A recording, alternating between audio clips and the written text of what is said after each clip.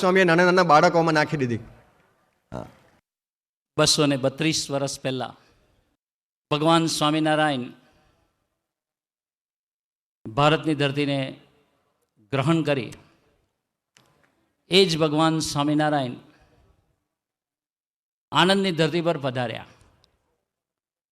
જ્યારે સૌ પ્રથમવાર ભગવાન સ્વામિનારાયણ આણંદમાં પધાર્યા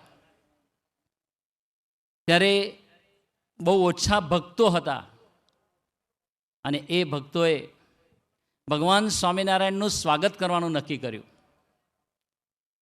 ભગવાન સ્વામિનારાયણનું જ્યારે સ્વાગતની તૈયારી થઈ, નાનકડી ભગવાન સ્વામિનારાયણની સવારી નીકળી. એ ટાઈમે આનંદની અંદર ભયંકર એક વિરોધનું વાતાવરણ ઊભું થયું હતું અને એ વાતાવરણની અંદર આનંદ ગામના એ સમયના નગરજનો ભગવાન સ્વામિનારાયણની ઉપેક્ષા કરવા લાગ્યા, ગાળોનો વરસાદ વરસાવવા લાગ્યા, અપમાન કરવા લાગ્યા, છેલ્લે પથ્થરમારો કરવા લાગ્યા. ભગવાન સ્વામિનારાયણની સાથે સૌરાષ્ટ્રના ક્ષત્રિય દરબારો અને ખાચરો હતા. બધાનો હાથ તલવાર ઉપર ગયો અને મ્યાનમાંથી તલવાર કાઢી અને ધીંગાણું થઈ જાય એ કક્ષાએ ક્ષત્રિયોનું લોહી ગરમ થયું. ત્યારે ભગવાન સ્વામિનારાયણે કહ્યું, સુરવીરતા હથિયાર રાખવામાં નથી, સુરવીરતા અપકારની સામે અપકાર કરવાથી નથી, સુરવીરતા કોઈને મારવાથી નથી, પણ સુરવીરતા સુહૃદ ભાવમાં છે, સુરવીરતા માફી આપવામાં છે, સુરવીરતા પ્રેમ આપવામાં છે અને સુરવીરતા આજે અપમાન તિરસ્કાર કરે છે એનો બદલો પ્રેમ, સુહૃદ ભાવ અને આત્મીયતાથી આપવામાં છે. પણ તમે ચિંતા ના કરતા, આપણે સુહૃદ ભાવ રાખ્યો છે, આપણે પ્રેમ અને કરુણાનો કાયદો રાખ્યો છે, જેના ફળ સ્વરૂપે આજ આનંદની ધરતી અને આજ નગરજનો જેને જેને અપમાન કર્યા છે, ઉપેક્ષા કરી છે, મારવાનો પ્રયત્ન કર્યો છે, એ જ લોકો આપણું સ્વાગત કરશે અને વડતાલની અંદર જ્યારે અમે ગાદી સ્થાપીશું ત્યારે અહીંથી આનંદથી એ લોકો અનાજના ગાડા ભરી અને વડતાલની ધરતી ઉપર આપણને ધર્માદો આપવામાં આવશે. અને બન્યું પણ એવું સ્વામિનારાયણ ભગવાનના આશીર્વાદથી. વડતાલની અંદર ભગવાને ગાદી શરૂ કરી ત્યારે આનંદથી એટલું બધું અનાજ આવતું કે પહેલું ગાડું વડતાલની ધરતી પર હોય અને છેલ્લું ગાડું આનંદની ધરતી પર હોય. એટલી ગાડાની લાઈન લાગતી, 7 કિલોમીટર સુધી ગાડાની લાઈન લાગે એટલું અનાજ આનંદના નગરજનોએ ભગવાન સ્વામિનારાયણને અર્પણ કરવાનો સંકલ્પ કરેલો. આ છે ભગવાન સ્વામિનારાયણનો એક સુહૃદ ભાવ. આ છે એક ભગવાન સ્વામિનારાયણની વિશાળ હૃદયની કરુણા. અને એ જ ભગવાન સ્વામિનારાયણે સંકલ્પ કર્યો. એમને પૂછવામાં આવ્યું કે શ્રીમદ ભાગવતની અંદર નવ યોગેશ્વરના સંવાદે કરીને જે ભાગવત ધર્મ લખ્યો છે એ ભાગવત ધર્મનું પોષણ આ કળિયુગની અંદર કેવી રીતે થઈ શકે, સાથોસાથ આ ધરતી ઉપર કલ્યાણનું દ્વાર કેવી રીતે ખુલ્લું રહી શકે. ભગવાન સ્વામિનારાયણે કહ્યું, ધર્મ, જ્ઞાન, વૈરાગ્ય અને ભક્તિએ યુક્ત એવા જે ગુણાતીત સત્પુરુષ અને એ પુરુષનો મન, કર્મ, વચને પ્રસંગ કરશો, સંગ કરશો તો એ ભાગવતના ધર્મ કળિયુગમાં રહેવા છતાંય એ મેળવી શકશે. સાથોસાથ કલ્યાણનું દ્વાર પણ એવા સંત દ્વારા ઉઘાડું થશે. સ્વામીજી જેવા પુરુષ એને ભગવાન સ્વામિનારાયણને નખથી શિખા પર્યંત ધાર્યા છે અને જે પુરુષે નખથી શિખા પર્યંત ભગવાનને ધાર્યા હોય એની આશ્રિત હજારો ને લાખોનો સમાજ એ ભગવાન સ્વામિનારાયણનો આશ્રય તો ભગવાન સ્વામિનારાયણ કરતો હોય છે.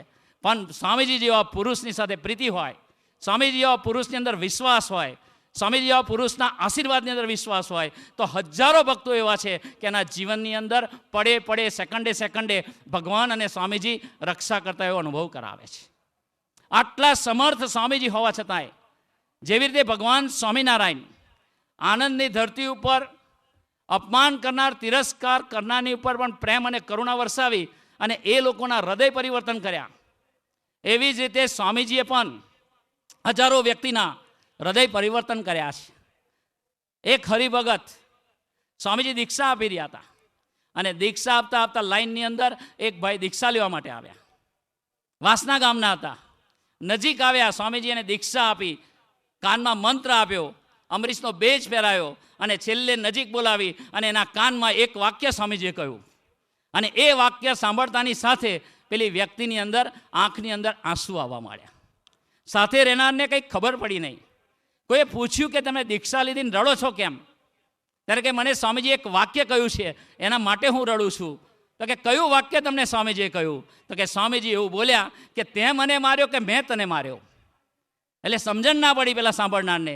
તો કે ઉદયસિંહ શું કારણ છે? ત્યારે ઉદયસિંહભાઈએ કહ્યું કે વાસના ગામની અંદર અમારા ગામના લોકોએ અને વડીલોએ હરિપ્રસાદ સ્વામીની આ કોતરની બજ્જર લેન્ડ છે જે કઈ કામની નથી અર્પણ કરી, પણ લોકોએ અમને નેગેટિવ ભૂસું ભરાવ્યું હતું. તો એક સમય એવો હતો કે હું ગન લોડ કરી અને હરિપ્રસાદ સ્વામીને મારવા માટે ગયો હતો.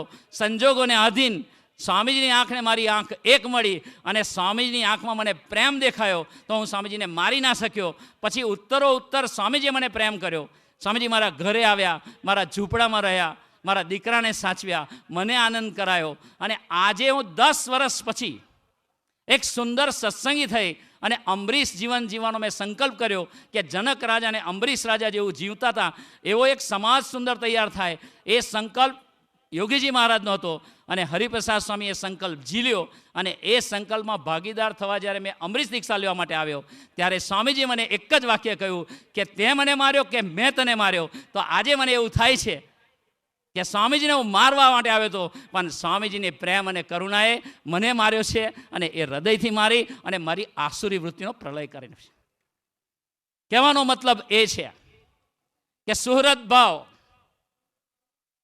બદલાની વેરની આગ કોઈ દિવસ સમવાની નથી. તિરસ્કારની સામે તિરસ્કાર કરીએ, અપમાનની સામે અપમાન કરીએ, ગાળની સામે ગાળ બોલીએ. તે કૂતરા જેવું છે, એક કૂતરું ભસે એની સામે બીજું કૂતરું ભસે. પણ અપકારનો બદલો, તિરસ્કારનો બદલો, અપમાનનો બદલો, ઉપેક્ષાનો બદલો જો પ્રેમ, કરુણા અને સુહૃદ ભાવથી કરવામાં આવે તો એ સામેની વ્યક્તિનું પરિવર્તન થાય. અને સ્વામીજી એવા પુરુષ છે, એક સમર્થ પુરુષ છે. એનાથી આગળ કહી શકાય એક સુહૃદ સમ્રાટ છે.